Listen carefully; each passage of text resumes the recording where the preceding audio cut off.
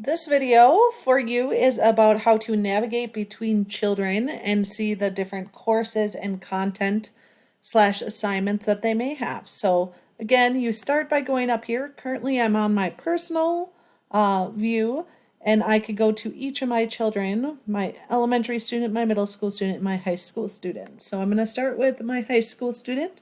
Once I click there, you can see the activities, what classes they're enrolled in, any updates that are happening. Over here, these are upcoming assignments due. You can look at the grades and get a grade report or an attendance report for what they're in. You can see the assignments that are here, the areas that they're going to be in. Of course, there's nothing completed yet because my children just joined those courses. On this calendar view, you can scroll through and you can see exactly when everything's due on the calendar. So as your students compile more and more assignments, there'll be more areas on this calendar to be able to see exactly when everything is due.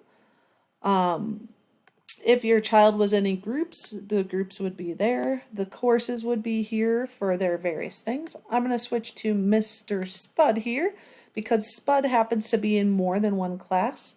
So again, I can see the content here that's being shared out. I can also see all of Spud's assignments here.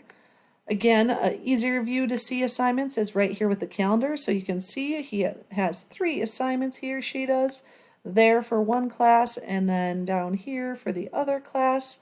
So there's lots of different views that you can have.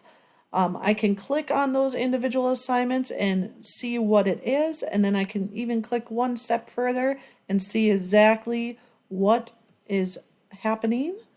I can also go into that course itself and look at the material that is given by each teacher. So I can see these 3 items that are explaining the lesson of design thinking.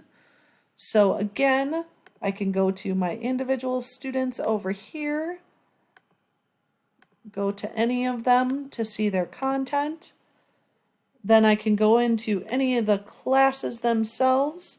This one happens to have a Teams sharing item, and I can see exactly what's happening in those classes.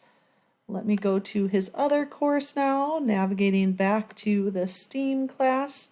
Again, I can hit on my unit here, hit on my lesson, and see any of the content that was given out. So this one was a video. Have you noticed that the world is full of problems? This one's a JPEG.